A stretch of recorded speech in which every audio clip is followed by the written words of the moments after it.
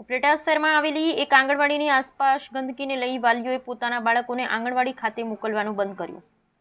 રાજકોટ જિલ્લાના ઉપલેટામાં ગાંધાના પારા વિસ્તાર તરીકે ઓળખાતા વિસ્તારમાં રહેતા સ્થાનિક લોકોએ આંગણવાડીની આસપાસ ફેલાયેલા ગંદકી અને કચરાના ઉદ્ભવેલી પરિસ્થિતિને લઈ તેમના બાળકોને તેમના વિસ્તારમાં આવેલ આંગણવાડીમાં મોકલવાનું બંધ કર્યું હોવાનું સામે આવ્યું છે। અને જ્યાં સુધી આંગણવાડી આસપાસનું તેમજ આંગણવાડીની યોગ્ય સાફ સફાઈ કે જાળવણી નહીં કરવામાં આવે ત્યાં સુધી તેઓ પોતાના બાળકોને આંગણવાડી ખાતે નહીં મોકલે તેવું મીડિયા સમક્ષ જણાવ્યું છે। આ આંગણવાડીની આસપાસ ઘણા સમયથી ખૂબ જ ગંદકી હોય જેને લઈ નાના બાળકોને મચ્છરજન્ય રોગચાળો થવાના ભયથી આસપાસના તમામ વાલીઓએ પોતાના નાના બાળકોને આંગણવાડી મૂકવાનું બંધ કર્યું છે। બ્યુરો રિપોર્ટ આરસીભાઈ આહિર ઉપલેટા। મારું નામ ચાવડા અમિત છે। આ આંગણવાડી અમારા એરિયામાં આવે છે અને અહીંયા આવવાથી અમારું બાળક બીમાર પડે છે।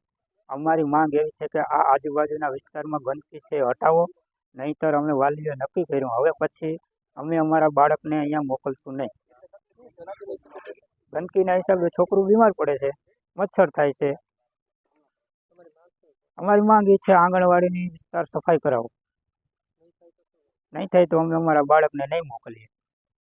અનેક વખત આની રજૂઆત કરી છે પણ આનું કોઈ સાંભળતું નથી।